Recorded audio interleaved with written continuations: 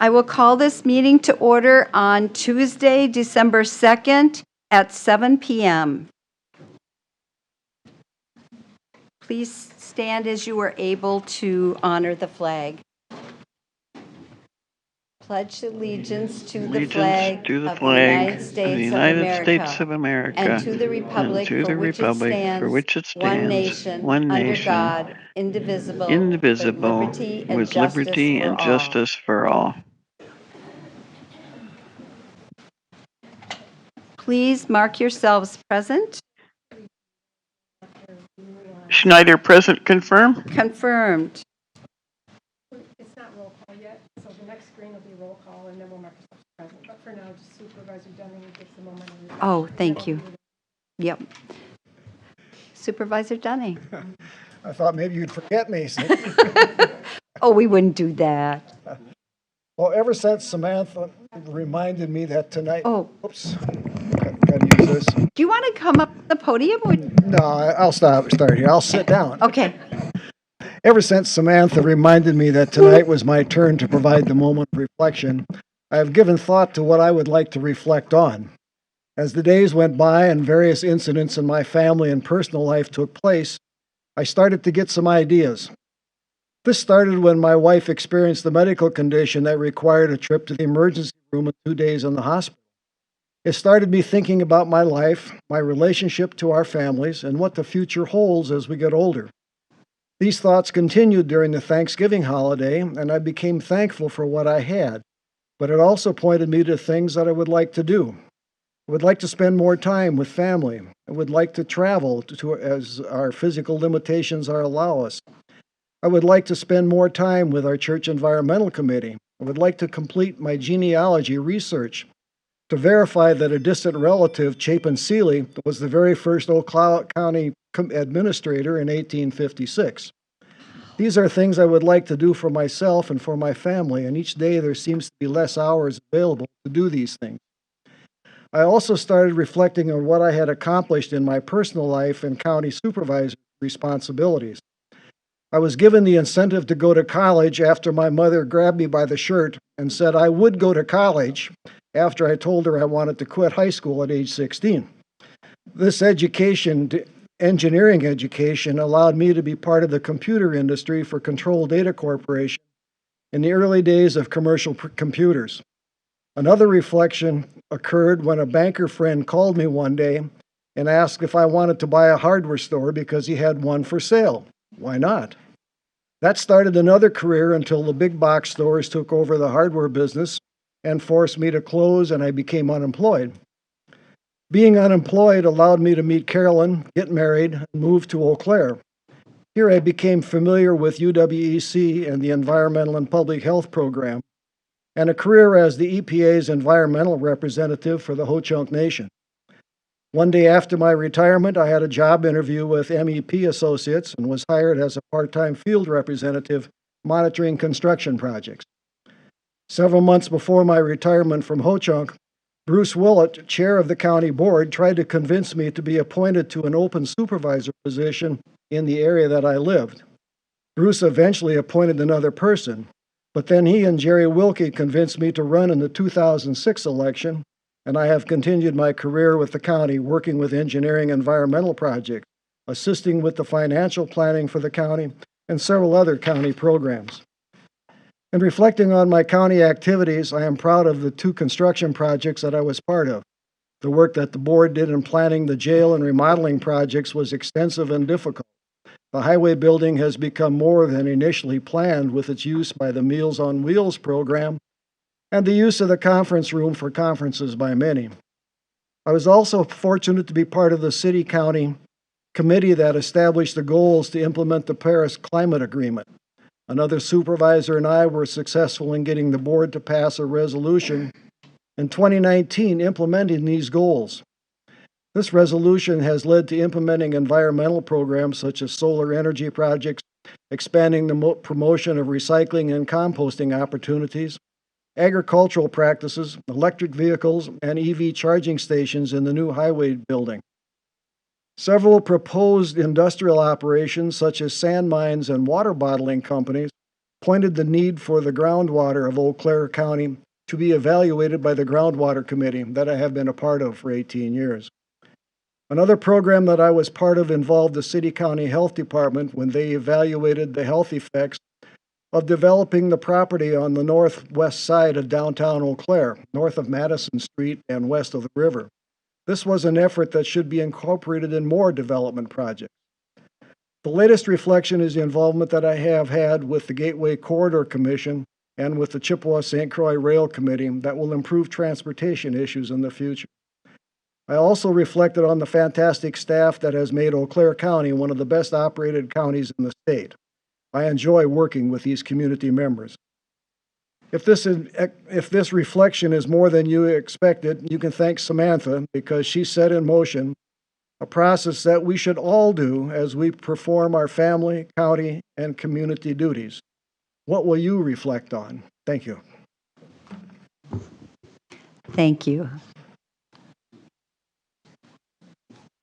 So now you can mark yourselves present, please, on your iPads. If anybody has trouble, let us know.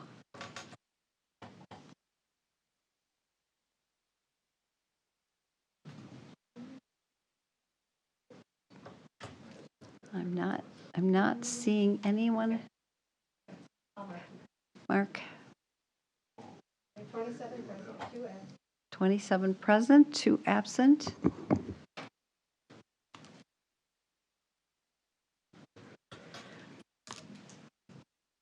So, Supervisor Hirsch is way ahead of me tonight. So, approval of the Journal of Proceedings. I have a motion by Supervisor Hirsch, a second by Supervisor Leary. Are there any questions, corrections to the Journal of Proceedings for November 12th? Hearing none, we will move to a vote. Yes means you approve the Journal of Proceedings. Schneider, yes, confirm. Yes, confirmed.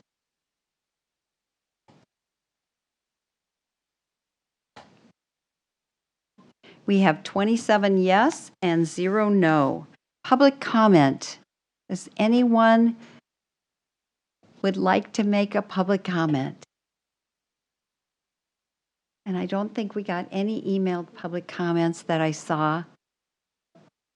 Again, if anyone would like to make a public comment. Well, thank you for being in attendance anyway. We appreciate you being here. Our first report is an oral report from West Central Wisconsin Regional Planning Commission, their annual report by Scott Allen, the Executive Director, and Toby Lemieux, who is the Fund Manager.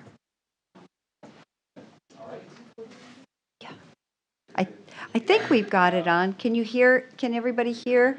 Fine? Push the button. Yeah, it's on. Oh, it's, yeah. Sneaky little button. There we go. How we get you. All right. Very good. Thank you very much for hosting us here tonight. Again, I'm Scott Allen. I'm the Executive Director of the West Central Wisconsin Regional Planning Commission, or you can call us West Central Regional Planning for short, or WCW RPC, as you see here on our logo. Again, this is our annual kind of update or overview for you. Again, especially if you're newer to the County Board of Supervisors, or maybe you haven't heard this presentation in a little while. We do try to provide some updates annually that reflect some of the work we're doing here, not only throughout the region, but specifically in Eau Claire County. I think I'm working this correctly. The one on the right. Yes. Oh, there we go. All right. As we fade into the map, you can see here we are one of 9 regional planning commissions established here in the state of Wisconsin. We were created going on 55 years ago. We'll be 55 years old in March of next year, back in 1971. You can see we are kind of wedged in between a few of our neighbors that we work with pretty closely. including Mississippi River Regional Planning Commission to the south and Northwest Regional Planning Commission to the north. Actually, just returned from a quarterly meeting of the Association of Wisconsin Regional Planning Commissions, our quarterly meeting we had at UW Stevens Point earlier today. So we gather together pretty regularly to kind of share thoughts, ideas, and updates, much like we're doing here tonight. As you can see here, again, this is a little bit more zoomed in map. Again, this is all materials that are in your agenda packet as well. We are governed by a 21-member commission with 7 counties making up West Central Regional Planning. That makes, again, 3 per county. For Eau Claire County, we are joined by 2 county board supervisors, Laura Lee Clark and Dane Zook, who also, I understand, is the poet laureate of Eau Claire County, I believe, from what I understand. So, or at least the Fall Creek, maybe. And also John Frank serving as a citizen member. Mr. Frank is also the chair of the executive committee and therefore also the chair of the commission itself. As you can see here, kind of the asterisk, if you look at that, it denotes one commissioner, as they're referred to, from each of the 7 counties serves on an executive committee, which meets every other month apart from the commission to be a little bit more, I guess, kind of nimble as issues come forward and they can kind of operate on behalf of the overall commission itself.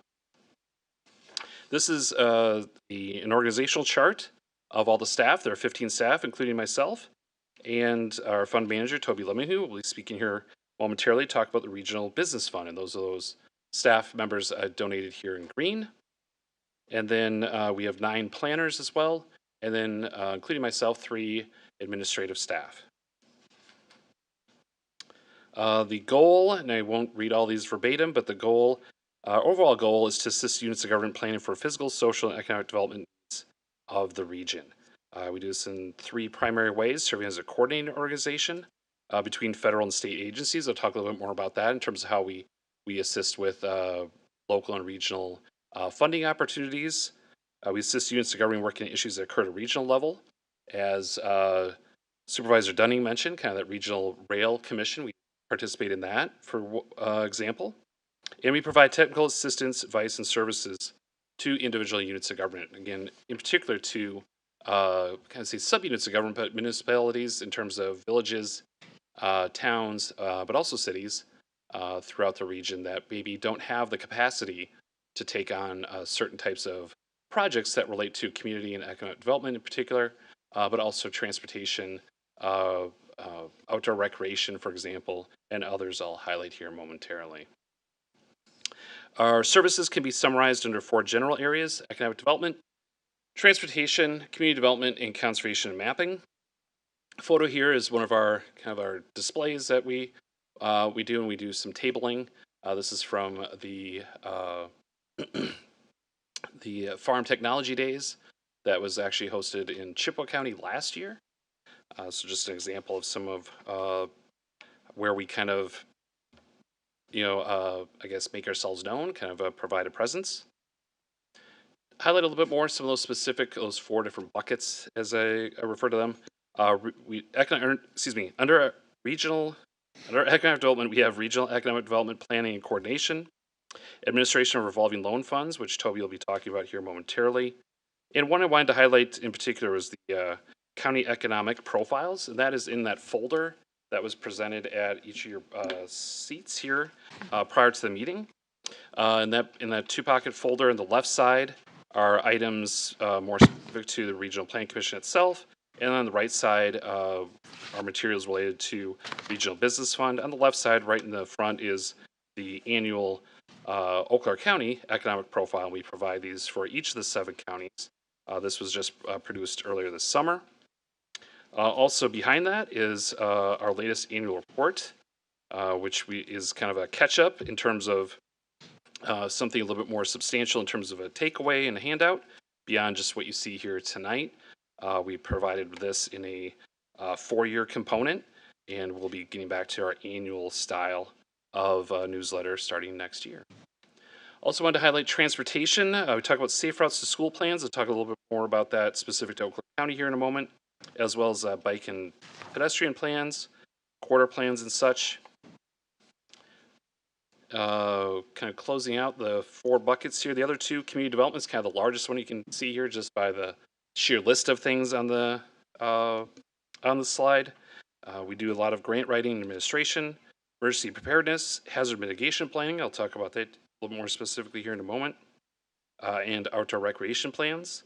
And then conservation mapping, water quality planning, lake management plans, continue to work with a number of communities, even in Eau Claire County, Lake Altoona, Lake Management District there, we're working with them. They're working on trying to secure some grant funding as well.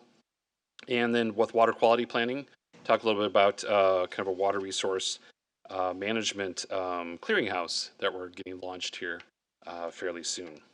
So, as I've been talking about here, kind of talk about in a little bit, here's that little bit. Here's the list of some projects and programs I wanted to highlight specific to Eau Claire County, and I'll wrap up with some kind of specific project links in our budget, and I'll turn it over to Toby in just a moment. One of the things we do is we provide staffing for, again, some of those things that kind of fall between the cracks. One of those being the Rain to Rivers of Western Wisconsin. So communities that have, I call it MS4 permit requirements, those that have stormwater management requirements, also are required to provide some educational component as a result of that permitting. And we provide that for the 7-county region. And so those in Eau Claire County that are participating in that are Eau Claire County itself, City of Altoona, City of Eau Claire, and the town of Washington.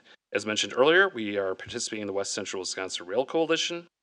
We're also working closely with PSC and the Broadband Implementation Group in the region.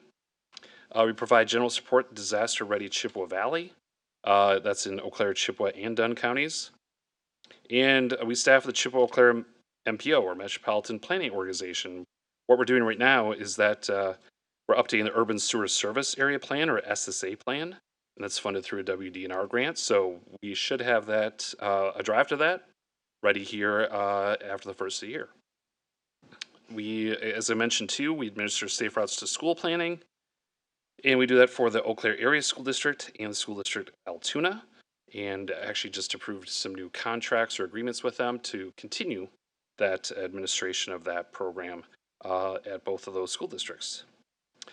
We just completed, or wrapping up here, at a couple applicants or projects carrying up through 2025 here, but the majority of the 24 applicants that had grants of up to $100,000 each through the county with ARPA-funded small business and nonprofit program wrapped up at the end of 2024, and you heard a report on that earlier this year from some of our partners that were assisting with that project early on. And then finally, we are leading and actually starting to complete the USDA Rural Partners Network grant-funded Regional Outdoor Recreation Plan. This is, I mentioned earlier, Mississippi River Regional Planning Commission. We are partnering with them, 4 counties in their region and 4 counties in our region, to do a larger scale regional outdoor recreation plan. Eau Claire County is one of those 4. And I want to mention, as I get into some specifics here of that, let me just show some images quickly. So here's some, won't get into all the details of this table, but this shows a summary of the Eau Claire County ARPA grant awards that we helped administer, as I mentioned, closed out in 2024, with just a couple projects wrapping up here in 2025. And again, that was over $2.2 million. But in terms of highlighting that regional outdoor recreation plan, you see there on the right, that, apologies, that URL, that website there is a little clunky looking, but we did test it multiple times. If you go to Google or whatever other web browser search that you use and just type in 8-county RORP, you will get to this page. So if you want to write that down or you have it in your packet, take a look at it. You can see the draft of that regional outdoor recreation plan. And I was just notified this afternoon, we've set up the all of the open houses to kind of showcase this, get some feedback from the public this week and next week. And for Eau Claire County, the Ellie Phillips Library will be hosting the final open house of all 8 counties, and that'll be next Thursday, December 11th, from 5 to 7 p.m. So come on over to the Carnegie Room in the Ellie Phillips Library next Thursday from 5 to 7 p.m. and learn a little bit more about the Western Wisconsin Regional Outdoor Recreation Plan. Kind of one of the first of its kind, certainly in the state, and very much so even in the Midwest. So proud to have worked on this over the last year and a half. And on the left-hand side there, too, just wanted to kind of zoom in and highlight that Safe Routes to School program. We had some conversations last year with the Augusta School District to see if they might be interested in perhaps pursuing a plan. There are funds available through the federal government that we administer to make this program happen every year. And those in gray, Augusta and Fall Creek, are two that, although they have some plans or some projects in place, they don't have an updated full district-wide plan per se. So hoping we can help out the rest of Eau Claire County beyond just Eau Claire School District and Altoona School District sometime soon. Close with some of the budget numbers. I'll turn it over to Toby. There's some other materials, other slides I'll kind of zip through here in a moment, talking about our comprehensive economic development strategy that we just finished, and I'll highlight that, and we'll turn over to Toby. So our current budget, as we close out this year, $1.8 million. You can see here, I always like to highlight that purple wedge on the kind of the 6 o'clock to 9 o'clock or 10 o'clock on the clock face. Wedge is about a third of our funding comes from outside resources, meaning through grants and other contracts or agreements we have. So, for example, that Regional Outdoor Recreation Plan is through partnership with Mississippi River RPC and that USDA grant. And then the wedge that's kind of at 10 o'clock to noon on the clock face, the light green wedge that you see there is 70%. Averages between 15 and 20% every year is the levy amount. So that's something that every member county, so all 7 counties, provide as a proportion of their equalized value. And that's something that your commission reviews every March. So they set that in March and then forward that information by July to each of the counties. So you can start talking about your 2027 budget. So not to get down on the fact that you just finished your 2026 budget. Now here we go, starting to talk, but we know that's how it goes. You all know that's kind of how things go. It's you paint one end of the bridge, you got all the way to the one end, you got to go back and start all over again. So here we are. We start painting the bridge in March. So 2024, 2025, and 2026, just wanted to show some kind of progression there. And again, these are numbers that you've seen in your budget just recently. Kind of zip through kind of the reasons for regional planning, just to highlight support coordination, collaboration, problem solving, representation, communication, a lot of things that you utilize as yourselves, but something we work on in a regional capacity. And then, I wanted to highlight too the data and information hub. That's one too. I know with Supervisor Zook, we were working on that over the last year or so to ramp up to work on a water resources clearinghouse. So we're going to start kind of a website or web page on our website to start aggregating a lot of water resources information, education, materials, not just for Eau Claire County, but that's certainly a great place to start. There's a lot of good materials here that we can aggregate and assist for those, again, communities that need some additional education, information, support in that specific area. I mentioned Lake Altoona, for example. You're providing some information support to them as they work on a lot of their different projects. So other things, read about this later. We again have the same commitment to community well-being that you do. Same with the public mission and impact.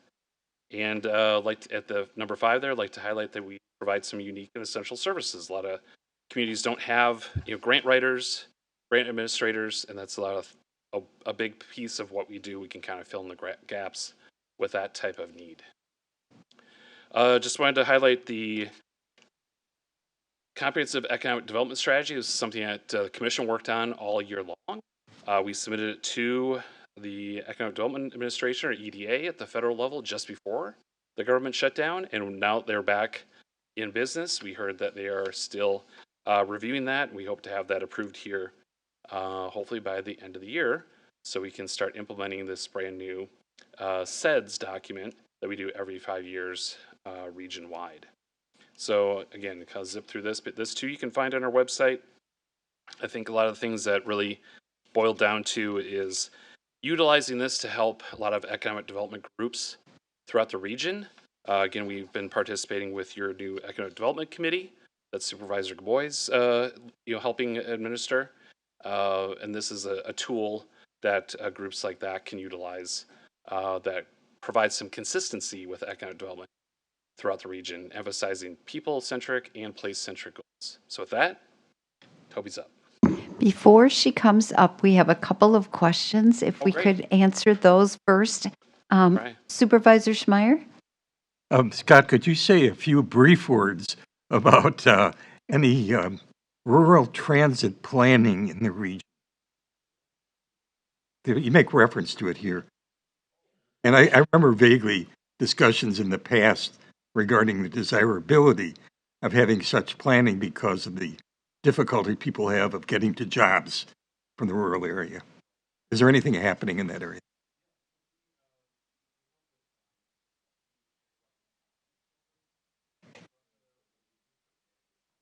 As a shared ride taxi program. We helped kind of get that kicked off and carry that forward. And they are now taking that on all on their own. But that was kind of a good model that we've utilized other parts of the region. City of Hudson is also doing a shared ride taxi. While this may not sound like that's kind of rural in nature, but it is kind of these rural city centers that are utilizing some shared ride taxi, kind of on-call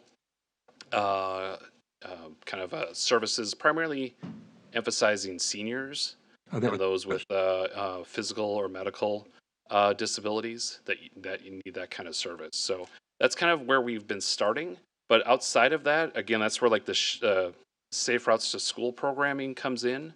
We're working with the city of Neillsville on emphasizing that, and as a result, kind of building that momentum to start, bringing in other modes of transportation, more than just for school districts with walking and biking, but it's really kind of whetting their appetite for additional transit needs. Thank you. Supervisor Hirsch. Yeah, thank you for taking the question, Scott. This may be too detailed question for the level of discussion here, but I'm really fascinated at reading carefully through the economic profile. And I guess one question, it looks like under the largest employers, Menards Inc. employs 10,000 people. I'm guessing that's not all people employed from Eau Claire County. Right. It's just right. I see what you're saying. Yeah. Whereas so exactly. the Mission Center probably is people who are employed in Eau Claire County. Okay. That's a good point. Next question is under employment by industry, I don't see healthcare in there. Maybe it falls into one of the sections, but for example, Mayo is one of the top employers, so I was surprised not to see healthcare. We know we have a lot of healthcare in the county. Also a good point. Maybe it should it fall falls under under one of those, but I'm not sure Yeah. which one other than services, perhaps. Okay. And the other thing is just a comment. I think between employment by industry and industry employment projections, I understand there are two different sources of data, but it's just it makes it a little bit hard to read when you see, I would almost prefer to see, and I don't know if it's possible to see industry, employment by industry, and then how that's going to change. I see. Because it's Sure. two different sources, I understand. Yep. Yeah, but it's just a little bit confusing. No, thank you for calling those out. I think, too, through our SEDS document, if you want to take a look at that, we try to show more of what you're referring to, but again, it's regional. It's not Right. Thank you. But thank you. Thanks. Supervisor Zook. Thank you. Director Allen, this is more of a comment than really a question, but it'd be, do you agree that the scenario is proper? Regional planning is more of a facilitator than an initiator, especially in the economic development area. We don't come up with the idea. We don't take, if you've got a plan and you want to do something, you can come to us and we would really sit down with you and help you lay it out as to where you could find the funding, what's available for locations, etc. So we really facilitate your idea rather than initiate our own. And in doing so, we work on a paid basis. Now, the funding that the county pays for helps keep us there, keep the lights on, but we really are saying to people who would like to know, can I start a pizza parlor in downtown Falkirk? Then we would say at regional planning, yes, you can. Here's where you can find money. There's the beautification downtown program, etc. And we would help get that raised for you, because economic development, everybody has their own. Both Altoona and Eau Claire have theirs. The Economic Development Corporation exists here in town, as well as the one here at the county. So I think it's important to know that you come up with those ideas, come to our staff and talk to them about how best to facilitate it and finance it, and we can do our magic. Does that sound about correct in our efforts? Absolutely. Yeah. Thank you for kind of summarizing that. Another term I've heard used recently is convener. We're a convener to kind of bring those groups and those that facilitation together. Yep. Thank you. I have one more question here. Supervisor Folstead. Yes, thank you. As it relates to the largest employers, what year is that data from? Because I see it still has Hutchinson Technology on there as a fairly large employer, and it also has Eau Claire Press Company, and I'm not certain Eau Claire Press does much locally anymore. I was just wondering how recent that data is from.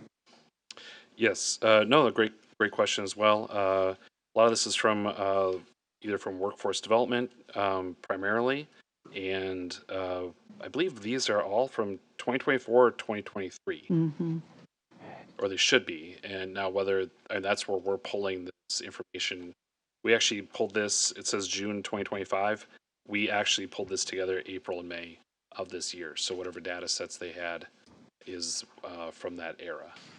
And then the last question I have is for companies such as United Healthcare, that, as I understand it, is essentially went all remote now as far as their location here in Eau Claire. How is that calculated into the employment factor when you're looking at employers in the region, when it's like complete remote work? That's a very good question. I'm not entirely sure. I want to say that they're not necessarily included, since they're not located primarily in the state, perhaps even. Speaking on behalf of a family member who lives in Tampa and works remote for them there. But that's something we can certainly look into. This is new for this year. We usually try to get these out earlier in the year, like March or April. Some of these went into June because we did have each of the county EDCs, Economic Development Corporations, review these as well. So not to throw Luke Hansen under the bus, but he did review this as well earlier this year. Primarily, we emphasized on the back page of that the industrial parks and sites, because that is constantly in flux, and that's something that is very localized. That's something that certainly something like the Eau Claire area EDC has a finger on the pulse a lot more consistently and up to date than perhaps certainly a lot of our other employment data that we're pulling primarily from the state and some from census data from the feds. Thank you. I see no other questions at this point. All right. Thank you. I'll turn it over to Toby. All right. Good evening. Can you hear me okay? This is on? Okay. So I just have a few slides, and I just want to kind of remind the group here or introduce you to the Nonprofit Regional Business Fund. The information in the packet on the right-hand side is relevant to the Nonprofit Regional Business Fund, and just really want to remind you of this tool that you can take back to your constituents for businesses that are looking for financing. So the nonprofit was created by the Regional Planning Commission originally in 1995, essentially to administer a business revolving loan fund. A pot of money was received, and the commission said, we don't do commercial loans and lending, so the nonprofit was created to do that function. So it still exists today. Right now, we have over $17 million in total funds. Most of those dollars are out to businesses being utilized for whatever capital needs they had. And we have about $1.5 million cash available to lend. There's a nonprofit board of directors, 9 members that oversee that. They meet monthly to oversee that nonprofit, and then the staffing comes from the Regional Planning Commission. So that's kind of how that works. This next slide shows you the 9 members that are on the Regional Business Fund Board of Directors. There's one from each of the 7 counties, and then there's one appointment made by the nonprofit Regional Business Fund Board of Directors and one representative from the Regional Planning Commission. So you can see that Rebecca Reinhardt, she's a commercial lender with CCF Bank, is the Eau Claire County representative right now.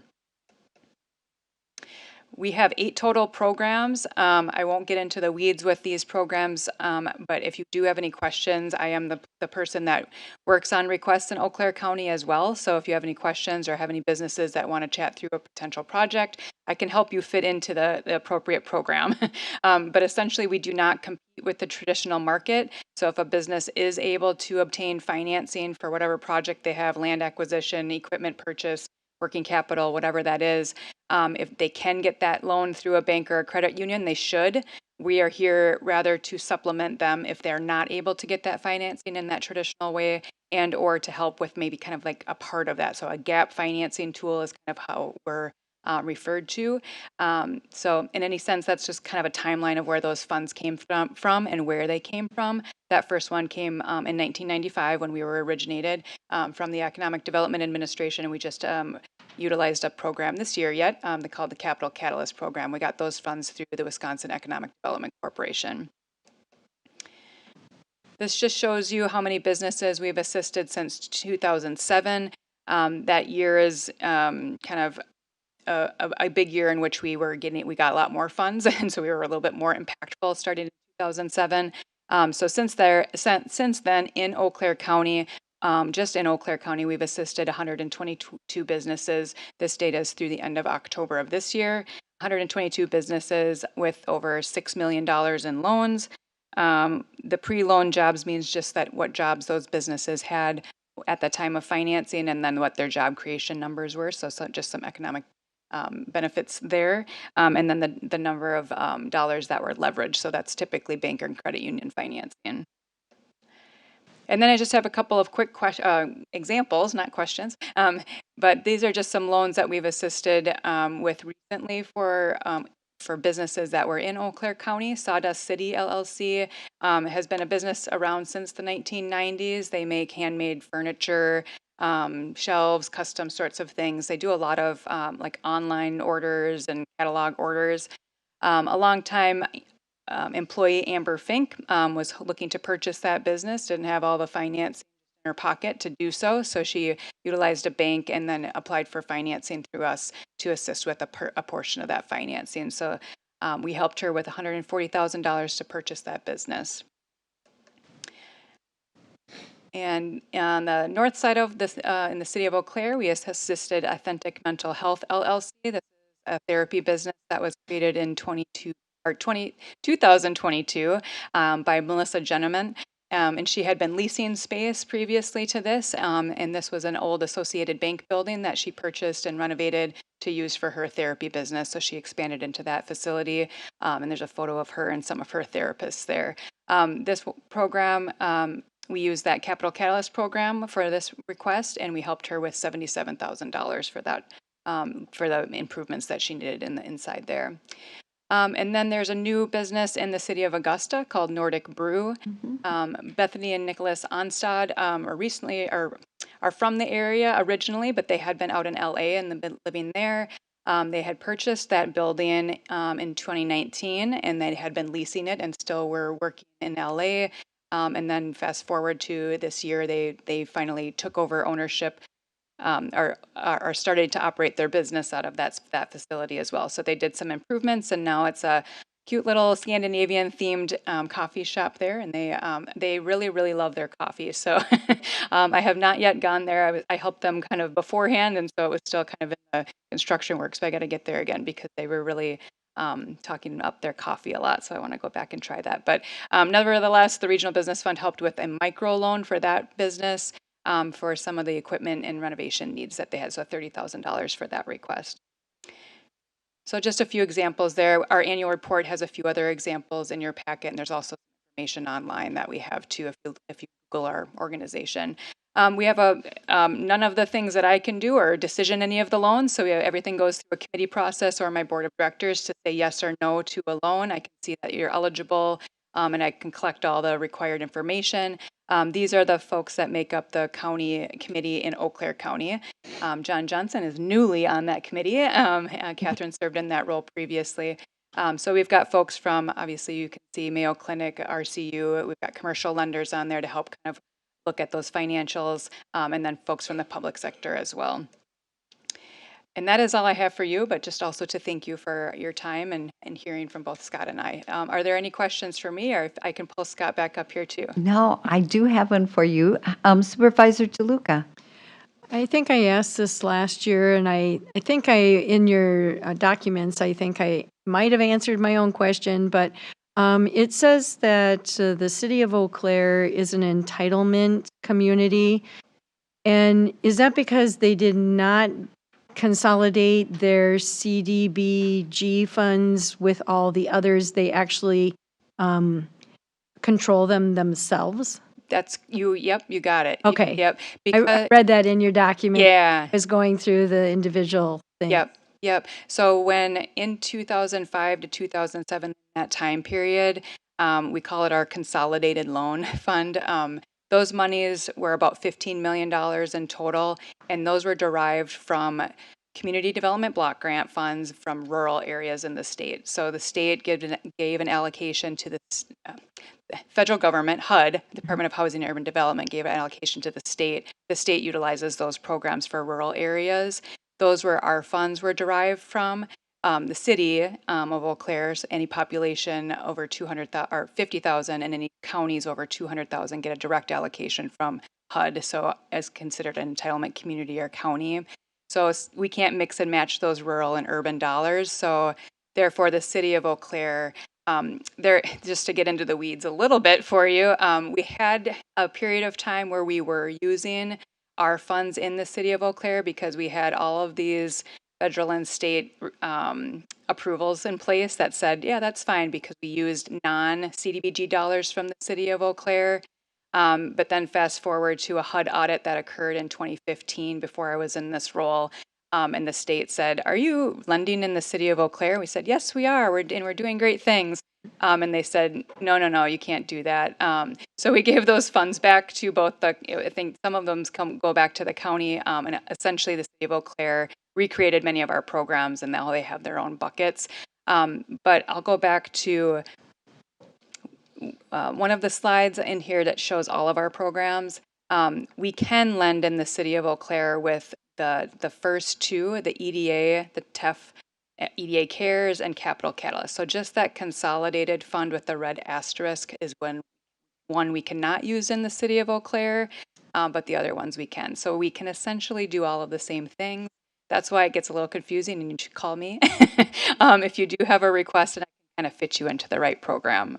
Yeah, so the four listed down below, like the facade and micro, that's part of that consolidated. So yep. So we can help Augusta, Altoona, Fall Creek, Town of Washington, Town of Seymour, Town of Union, just not the city proper with those four programs underneath the consolidated fund.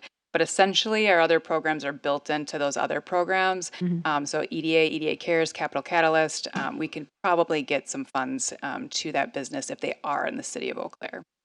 Well, on the north side, I represent the north side up near the airport, and we do appreciate the taking over of the Associated Bank and putting some mental health up in our neighborhood. Yeah, so, good, yeah. We don't have a lot of that.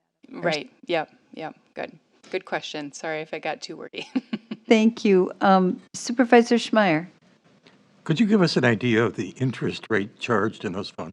Sure. So most of them are set at 4%. Our facade program, that one is meant for those downtown revitalization efforts. Supervisor Zook had referred to kind of that Fall Creek project, a Cricket's Pizza. We helped with both a revolving loan fund and a facade program.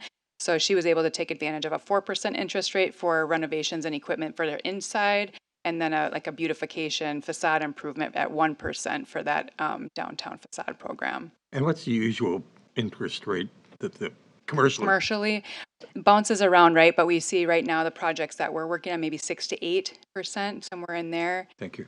Yep. Yeah. It's a great opportunity. I see no other questions, but I want to thank you for your expertise and skills, and we really appreciate the work you've helped us do in Eau Claire County. Thank you. We will go on to written reports. So the 2025 contingency fund, are there any questions? I'm trying to get to that on my iPad here. Any questions about the contingency fund? Oh, Supervisor Schmeier. The figure that we have in front of us, this represents the money that's been allocated and expended. Is there any money that's in the pipeline? I'm losing track of the contingency fund. Is there anything that?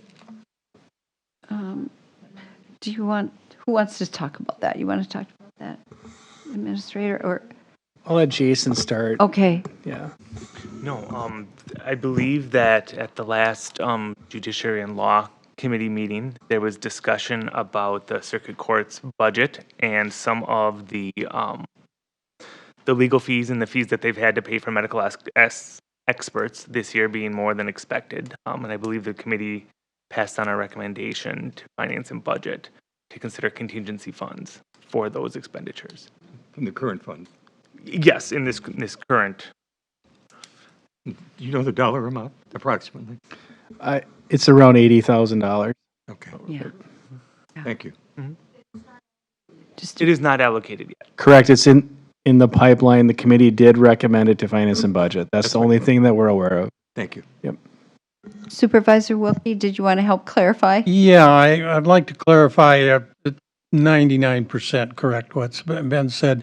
The committee did not take a formal action because it was not on our agenda for action.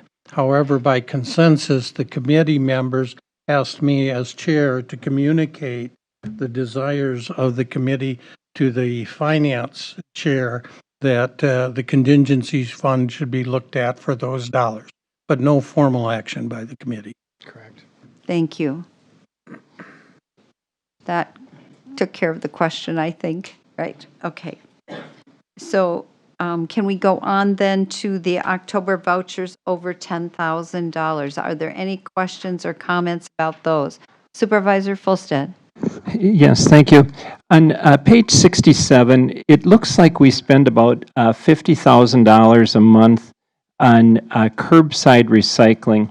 My question is that for the whole county, or how is that allocated out, and how does that work if municipalities have like recycling pickups and things of that nature?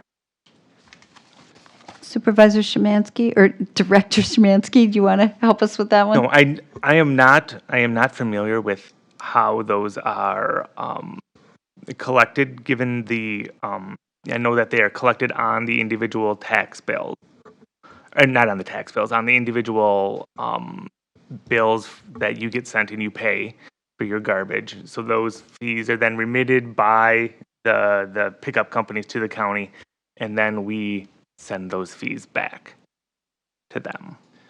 So it nets out to zero for us? Yes, it nets up to zero for us.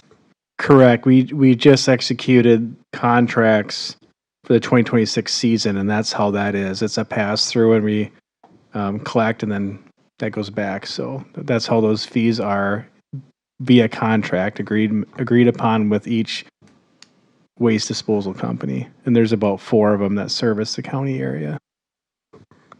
Good question. Are there any other questions about the vouchers?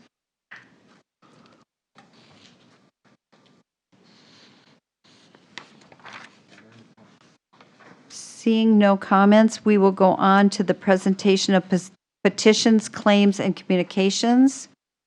There's been a withdrawn rezoning request from the owner. So in the last month's meeting, you saw that that was listed, that it was going to come forward, and it was withdrawn. So we're trying to make a new precedent that we will let you know if something is withdrawn. So if you happen to see it and then all of a sudden it hasn't gone through, you will know why. So I just want to clarify why that was put in there. So we will go on then to Committee on Human Resources, file 25-26/079. Oh, I'm so sorry. Here we go. Whoop. There. Okay. A resolution to ratify a labor agreement between Eau Claire County and the Eau Claire County, Wisconsin Professional Police Association Law Enforcement Employees Relations Division for the non-supervisory unit effective January 1st, 2026 through December 31st of 2027. Authorizing the chair of the county board, the chair of the Committee on Human Resources, and county administrator to execute said contract on behalf of Eau Claire County. We have a motion by Supervisor Myron, a second by Supervisor Beckfield, a question by Supervisor Leary. Yes, thank you. On the agenda, it said this is first reading of ordinances. Shouldn't this be properly listed under report of standing committees? It's a resolution, not an ordinance. Oh, all right. So, but thank you for keeping us on our toes. Oh, should have been. Thank you. So a second by Supervisor Beckfield, explanation by Supervisor Myron. Thank you, Chair. The union met with the HR committee, Director Samansky and Corp Counsel, along with representatives from the staff or the supervisory staff of the Sheriff's Office. The agreement was a 3% increase 2026, a 4% in 2027, and cleaned up some language there. Also put in line 12-hour shifts that they work, that they get the 12-hour holiday pay, and an increase of uniform allowance from $720 to $1,000 annually. So it was all passed by the HR committee unanimously, so we're just asking this resolution to continue. Are there any questions or comments? Thanks for the explanation. Supervisor Leary. Thank you. The agenda says first reading of ordinances by committee, and this is a resolution like you noted. So it's just a minor thing, but the agenda, shouldn't it be listed under first reading of ordinances and resolutions or under second reading? I mean, the point is that there's just, I support this amendment, but I do think the agenda isn't quite laid out right tonight. I think you are correct. So we will work at correcting that next time. Supervisor Schmeier? Am I correct that this is the only union agreement we have? That is correct. I'm being told. Yes, it is the only union agreement. Any other questions or comments? Supervisor DeLuca. We have a motion, but is there a second? My thing won't let me second it. Oh, it's already been seconded by Supervisor Beckfield. Okay. Is that listed somewhere? I can see it, but I'm not sure. You see it? Okay. Are there any other questions? Then I think we will move to a vote. So basically, if you vote yes, you agree to ratify the labor agreement as Supervisor Myron explained it. Schneider, yes, confirmed. Schneider, yes, confirmed. Oh, Supervisor Eichley?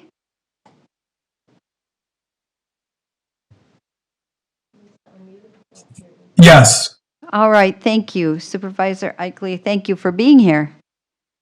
So we have now 28 present and 28 yeses for this resolution. We will go on to Committee on Planning and Development, file 25-26/054. An ordinance amending the 2023 official zoning district boundary map for the town of Seymour. I have a motion by Supervisor Leary, a second by Supervisor Myron, explanation by Supervisor Zook. Thank you, Chair. Copy. This is a rezoning effort by a Joseph Elsner in the town of Seymour. He has approximately 38 acres that he would like to separate a 5-acre plot out of to let a family member build a residence on.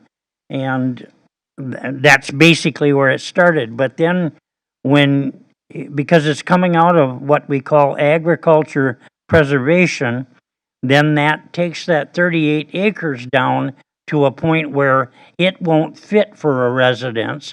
So the second part of this was step 2, which was to also authorize 33.8 acres to be under agriculture 3 instead of the agriculture 2, thus allowing a residence on the 33 acres and the residence on the 5 acres. I know we have sufficient enough time, so if we would indulge me, I would like to explain that in the zoning, we have a lot of ag preservation areas because the original zoning that was set up in Eau Claire County had in their map a lot of these areas traditionally considered farming and farming related. But they are not, like this property, not very good for agriculture production anymore with today's larger equipment and so on, plus the soils are different. In planning and zoning, we take these efforts from the landowner and ask them what they really want. In this case, the owner wanted to provide a 5-acre plot for a family member. But as I stated, that's good. We can go to A2 on that 5-acre plot, and he's got it, and it's all set. But then it's disrupting the rest. So we come up with another formula to do that, and all of it then is being taken out of agriculture preservation, but it's not land that's overly valuable for that effort anyway. So that's what we look at when we do it. We have, I think this effort alone had like 18 pages of documents of the water, wetland areas and other items, the types of soils they are. All of this comes into consideration along with what the township has voted on because it's in their township, and if there's any people who speak in favor of it or against it. In this particular case, there were a couple of neighbors who objected, but their primary objection was that their property had to be a 20-acre plot when they did it many years ago. Now we've gotten to where they do allow 5-acre plots. So that's really not relevant because the law changed and we have to deal with today's law. But just so you know, we're not trying to use up agriculture preservation area. We are instead trying to let the landowner have somewhat of what he wants and make it palatable to the area, the township, and everything else. Township was in favor of it. The Planning and Zoning Committee voted 5-0 in favor of it. We would request that all of you vote in favor of it so the landowner can get this. It does not create an issue for the agriculture area. Thank you. Thank you. Supervisor Hirsch? Thank you, Chair. Just a comment for the record. This is a second reading, but it's appearing under the agenda bullet point for first reading of ordinances by committees. The same one thing with the next one. I just want to put that on the record. Well, because this is planning and development. It's an ordinance. Okay. So this is a change to our zoning map, so if first reading will not be action taken, should not be action taken. So I guess that my question is this in fact a second reading? Yes. And if that's the case, then my only objection would be that it's under the wrong, like the agenda is incorrect. I'm not really concerned about that, but just wanted to be on the record. Yeah, Samantha sent me a clarification, and I don't want to take time to read it, but we will work on that. We will work on getting it correct. So So it is a second reading of an ordinance, correct? This is the second Yes, it reading. is. Yes, because these were listed last month. On last month's agenda, they were listed. Yeah. He is correct that if you did put an item 9 or 8.5 right above there by planning and development that says second reading, then everything would be correct. Yeah. Yeah. And that's fine. If it's just a clerical error, that I don't have any concern over that. I just want to make sure that we know what we're. Right. Thank you for the comment. Okay, so Supervisor Schmeier. Well, first of all, I want to thank Supervisor Zook for his clear explanation. But I do remember in a previous meeting, a controversy about removal of agricultural lands. There was some opposition and some concern about that. I'm trying to fit that together with this. Am I mistaken? Would you? Go ahead. We are always concerned about removing too much land out of agriculture production. But if you look at our zoning, Title 18 zoning codes, we have agriculture preservation, which won't allow any residence in so many acres. And then it goes down from there. And a lot of people worry about density. We have the codes set up so that you can have X number of houses or residents in an area, but we take into consideration the best use of the land at that time in those guidelines of the law, in what they call the framework of our law, and that's what we will judge by here. And as I stated, our staff says this will not affect the total agriculture of that area. That is of concern to us in every zoning issue. Good point. That is the primary thing that we're worried about is losing our ag land. Supervisor Schmeier, another question? Well, I'm a little confused because am I correct that in a previous meeting, there was some kerfluffle about removal of, do you know what I'm recalling? From time to time, you have someone that gets, if you will, disgruntled because of the title not in my backyard. They don't want something to. No, I get that, but that stuff is not getting in our way. Yeah. No. We have Matt online from P&D. Would you like to help address this for us, Matt? Oh, we thought he was online. What Supervisor Zook had to say is sufficient for my question. I was just remembering a previous kerfluffle. I don't see Matt Michaels. Oh, That's okay. I see Matt Tyson. Okay, we're okay. We're okay. Thank you from what I'm hearing. Supervisor Schumacher. What is the purpose of farmland preservation? I think that what we should do, because this is kind of getting off what our order is, that we'll have someone come and give a presentation and help us understand farmland preservation. It seems like we have more issues and questions about it that we should possibly do more education. That's a title difference right there. Right. It said ag preservation, which is a zoning title. Farmland preservation is a state tax credit title. Mm-hmm. So there's just a lot to it, I think is the crux of it. And we need to stay on to the ordinance that we're working on right now. If you go through these documents, you will find that our staff, Mr. Esslinger's people, have listed all of the findings in favor of doing this and all of the findings against doing this. That's the easiest way to analyze what they think is proper for this parcel.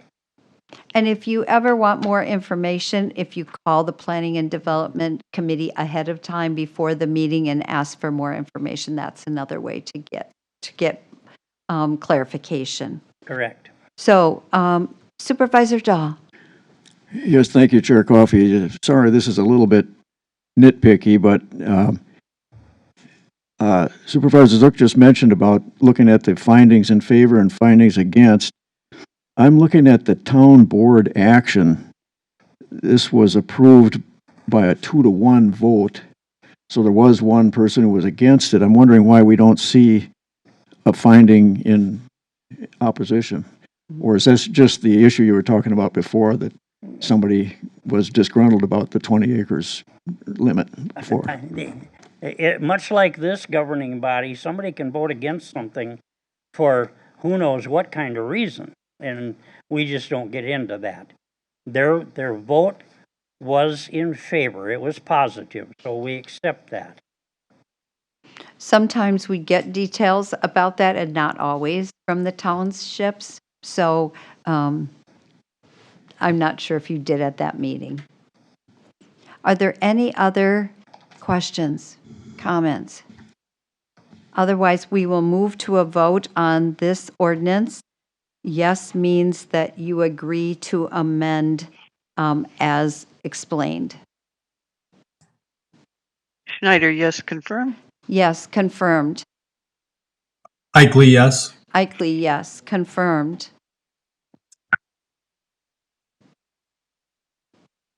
We have 27 yes and 1 no. So we will go on to the next ordinance, file 25-26/070. An ordinance amending the 2023 official zoning district boundary map for the town of Brunswick. We have a motion by Supervisor Hirsch, a second by Supervisor Jenkins, and I think we'll get an explanation, but Supervisor Hirsch?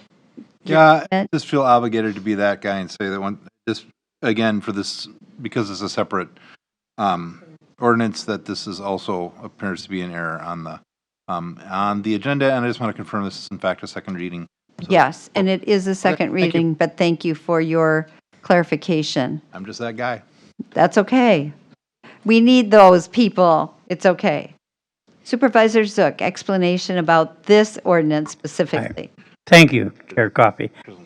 This again is a zoning request. A lot of these things are happening quite often. This is one of the relatives of a former landowner.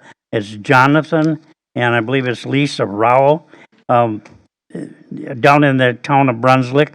This happens to be on Cedar Road, if you're familiar with it. If you go down south of Cleghorn on 93 Cedar Road, will cross as it goes west, goes down around a couple of corners.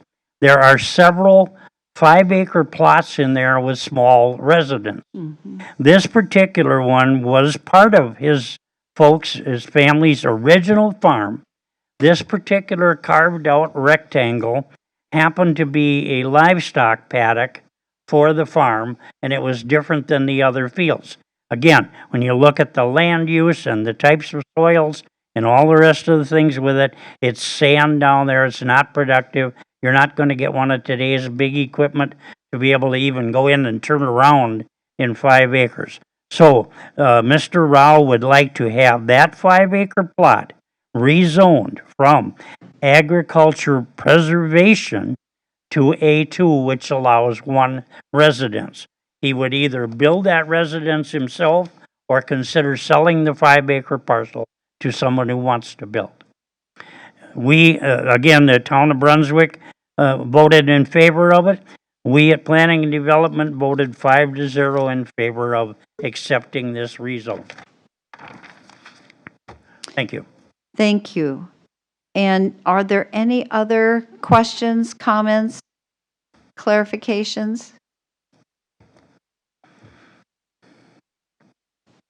Okay, then we will go forward on a vote. So a yes means you agree with amending as explained.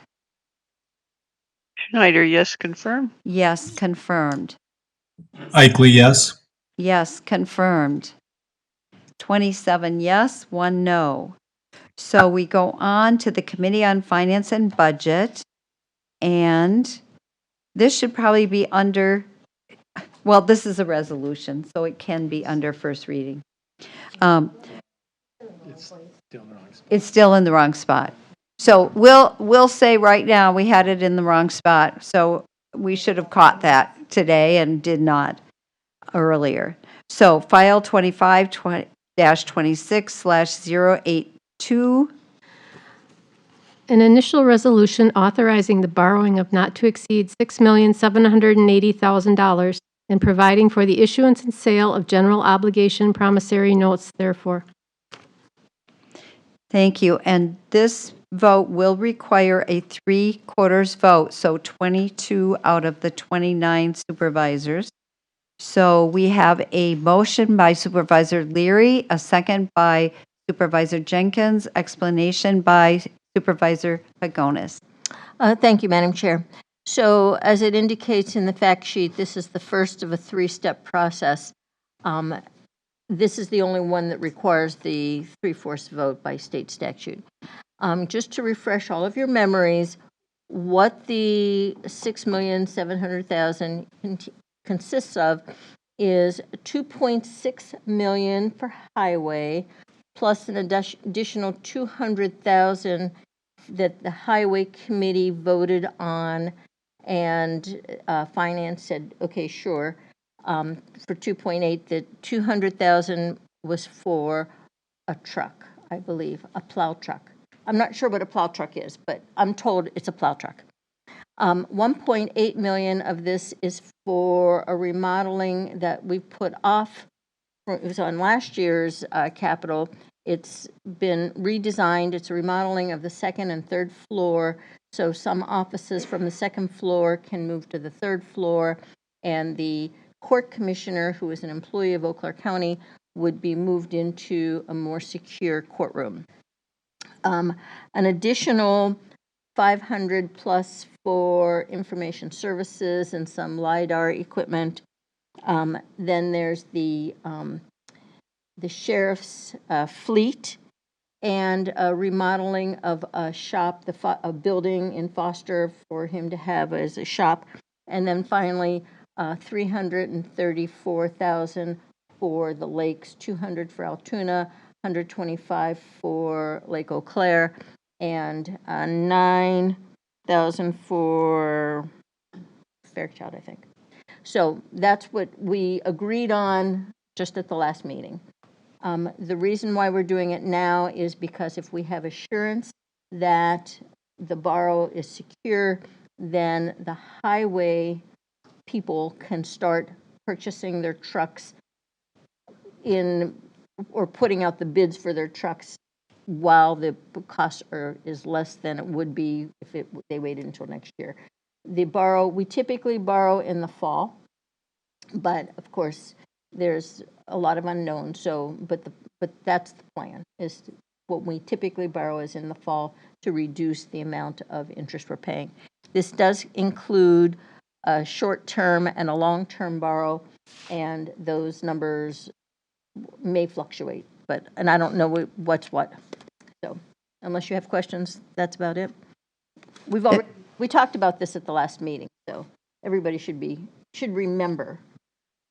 This is in our budget books. Remember when we had it horizontally, that was the capital projects. Well, right. And it was, we had a considerable discussion on the need to borrow for highway because as we were reducing our local contribution, we're getting penalized through a decreased general transportation aids. So, I mean, there's just a lot of balls in the air in terms of trying to maximize our resources. Thank you. I have a question by Supervisor Folstead. Yes, thank you. I will be voting against this resolution because once again, it taxes county residents without giving them any definitive input, and it also is the most expensive way to approach this issue. Even if people are supportive of voting or of borrowing, I encourage them to vote against this resolution for the following reason. It is my opinion that only the purchase of the highway department trucks and the road construction are time-sensitive issues. The second thing is there has not been a professional architectural design and cost estimate for the court area renovation. If this project comes in over budget, it will not go forward, or a number of other capital items will have to be placed on hold. By approving all the capital expenditures now, it'll likely jeopardize the courtroom remodeling if it comes in over budget. I personally wouldn't be opposed to that because I think it's a less important project than the dam when you look at what is important to the ultimate county residents. But having said that, if borrowing is to occur, I would recommend only approving the road projects and the highway trucks by either amending the current resolution or voting it down and sending it back to the Budget and Finance Committee for revision. I would also encourage facilities to move forward with an architectural design and cost estimate for the renovation of the courtroom shortly after 1/1 of '26. And I would recommend that the administrative committee request an estimate of the cost for that project and request contingency funds, which are now $3 million for the design. And if the design comes back that it's over budget and we decide not to go forward with it, that would just be expensed through the contingency fund. Otherwise, it would be assigned back to the project. So I will be voting against this. Thank you. Supervisor Wilkie. Yeah, this would be a question for the Chair of Budget and Finance. It's my understanding that the resolution before us, 2526-082, is 100% consistent with what we voted already in our budget. Is that correct? Yes, that's correct. And that immediately before this meeting, Finance and Budget Committee met and approved the resolution 5-0. So we have complete support. And if I could just address two things that Supervisor Fulstead indicated in terms of being time sensitive. I think that squad cars and the renovation of the Foster building is considerably time sensitive. And given that we have delayed the renovation of the second floor for an employee who has a pretty dangerous job, I think we would be negligent if we did not move forward with at least the estimate that we have. Thank you. Supervisor Beckfield. Bear with me because I'm not quite sure of my own question, all right? So if the renovation goes over, or the estimates come through at $1 million over, does the Finance Committee then, after our resolution that we ran last meeting, have the authority to just take it out of contingency, for example? Are you talking about the renovation of the second floor? Yes. It would come back to this committee because the way the statute reads is that for any capital project to come out of contingency, it requires a 2/3 vote of this body. So it's quite clear in the statutes how that it would do it. We would not be taking it out of contingency for a capital. Okay, that makes it clearer for me. That was one of my concerns in the first place. Thank you. Thank you. So it will have to be approved by the full board according to statute. If that does happen. Now, I have one more person that would like to speak a second time. So before I go forward with that, is anyone else wanting to speak? So we will then go with Supervisor Hoekstra first, Supervisor Clark, and then back to Supervisor Fulstead if there are not others who want to speak for the first time. Supervisor Hoekstra. Thank you, Chair Coffey. It's disconcerting to me. I thought the 1.8 was something that had already been estimated, and in reality, now we're talking about it could go $1 million over. I'm very concerned about that. Is there an explanation, please? Yeah, Matt, would you please speak to that question? Matt is available to answer that. Hi, can you hear me? Yep. Yes. Yeah, no, the 1.8 was estimated by the architect, so that is a good number. I don't know where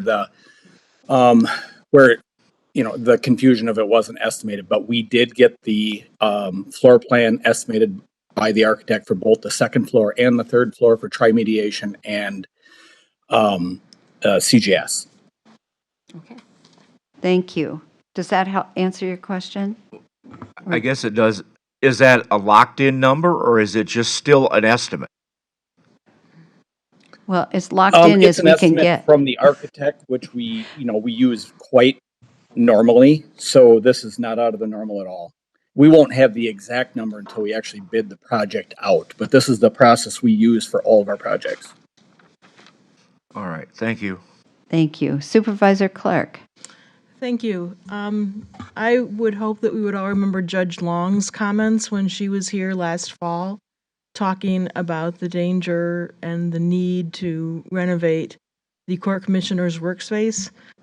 And as a former prosecutor, I can just tell you that, it's not only to protect the court commissioner, it's to protect the people who have to be in that room. When somebody applies for a restraining order, they are seated maybe 3 or 4 feet away from the person they're trying to keep away from them. Plus, the attorneys, it is not a safe environment at all, and we need to address that so there's a tragedy. Thank you. Are there any other comments?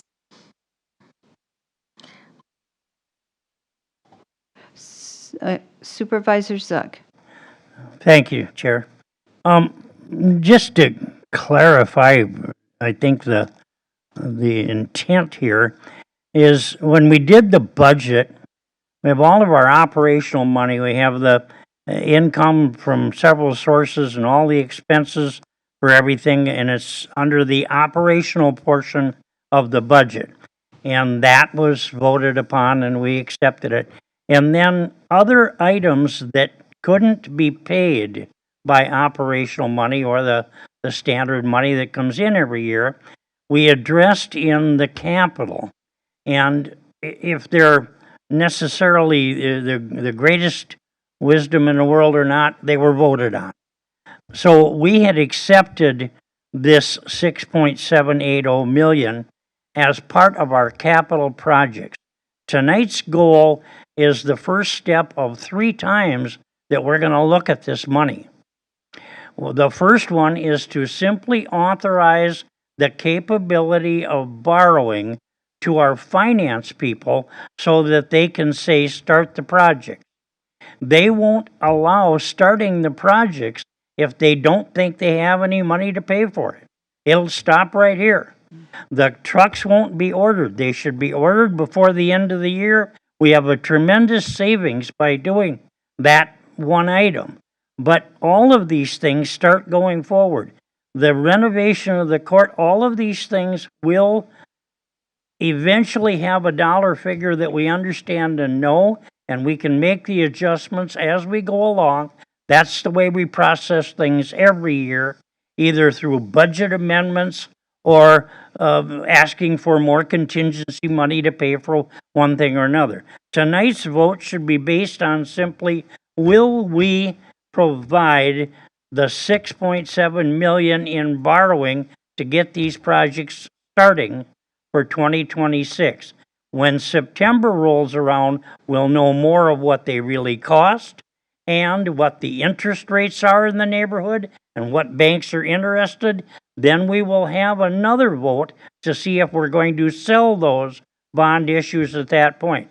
It may very well be like it has in the past, where we looked at it and said, we don't have to borrow in September. We have 6.7 million in our unassigned fund balance for some reason. Maybe one of the departments went way under what they wanted and the money's there. So I wouldn't worry about the minutia of, are we going to take $6.7 million right now? It's not happening today. We're only authorizing those people to know they can go ahead and make these bids without fear of somebody saying, you ordered it, you pay for it. That's the problem we're facing. So I encourage you to accept this for what it's worth. We can move on. If you start seeing things during the year, that's when you come back to this body or the Finance and Budget Committee and say, it looks like a problem, what can you do about it? If it looks like it's going to be $1 million over, that's when somebody needs to say, it looks like a problem, how would you address it? And we will address it. So for tonight, let's keep the ball rolling, keep the county moving. Thank you. Thank you. I have two people who have spoke previously. Is there anyone else who would like to speak before I let those two people speak again? Is there anyone who would like to speak? All right, then we will go with Supervisor Fulstead and then Supervisor Pagonis. Thank you. It's my belief that if people are truly interested in making certain the courtroom gets done, that you would not go ahead with some of the other items that could be delayed till the next year in the event that it does come in over budget. So the best security for getting the courtroom done is if all the other projects that can be delayed temporarily or maybe permanently if the bid comes in over and the county board feels that the courtroom project is the most important, then there would be money available. If all the money goes out and the courtroom comes in and it's voted down, any amendment to it, it's not going to be moving forward. Thank you. Supervisor Pagonis. Thank you, Madam Chair. I just want to point out, and it's somewhat to respond to Supervisor Hoekstra, all of our capital projects are estimates. When departments submit what their needs are, all of them are estimates. The cost of the trucks are estimates. The cost of the highway repairs are estimates. The cost of the second floor repair estimate. The cost of the squad cars are estimates. The cost of repairing the foster shop. These are estimates. The only numbers that we're sure of would be how much we're going to give to the Lake District, because that's what we've committed. But everything else is an estimate. If something comes in under, then it gets, any funds that we borrow for it, we get set aside and applied to another capital project that this body would approve of. So everything we do, just about everything we do in the capital budget are estimates. And again, I would say the highway is important. The second floor is important. The new equipment for IS is important. And certainly the sheriff's squads are important. So it's just not a good time now, after we've already approved this a month ago, to say, oh, we're going to make all these changes. So let's just vote on it. Call the question. Okay, so I'm not seeing any others speaking or request to speak, so we will move to the vote. So a yes vote means that you are authorizing the borrowing of not to exceed 8.78 million. Whoa! Let's read it again. 6.78 million. Thank you. Thank you. Thank you. Boy, we would have had a little more money. That probably would have been okay. Right? All right. Thank you for having my correction, helping me with my correction. Schneider, yes, confirm. Schneider, yes, confirmed. Eichley? Eichley, no. Confirmed. No, confirmed. So we have 26 yes and 2 no, 1 absent. So it does pass. So there are no other items ahead of appointments. Are there any announcements? Any announcements? I see no announcements. Our meeting is adjourned. Thank you, everyone.